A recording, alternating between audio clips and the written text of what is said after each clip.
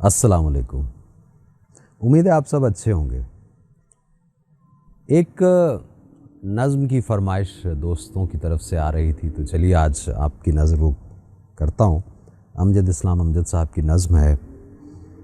इसमें भी कुछ गुज़रे बीते दिनों का तज़किरा है और फिर किस तरह से गुज़रता हुआ वक्त जो है उसकी शिकस्त व रेख्त इंसान की न सिर्फ़ शख्सियत पे, उसके चेहरे पे, बल्कि उसके लहजों पर भी पड़ती हुई हमें नज़र आती है।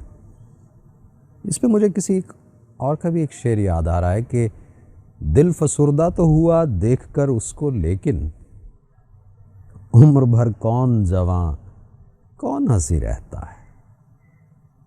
खैर, नज़्म आपकी नज़र करता हूँ अमजद इस्लाम अमजद की। गुलाब चेहरे पे मुस्कुराहट, चमकती आंखों में शोख जज्बे। वो जब भी कॉलेज की सीढ़ियों से सहेलियों को लिए उतरती तो ऐसे लगता कि जैसे दिल में उतर रही हो। कुछ इस तयक्कुन से बात करती, कुछ इस तयक्कुन से बात करती कि दुनिया उसी की आंखों से देखती हो।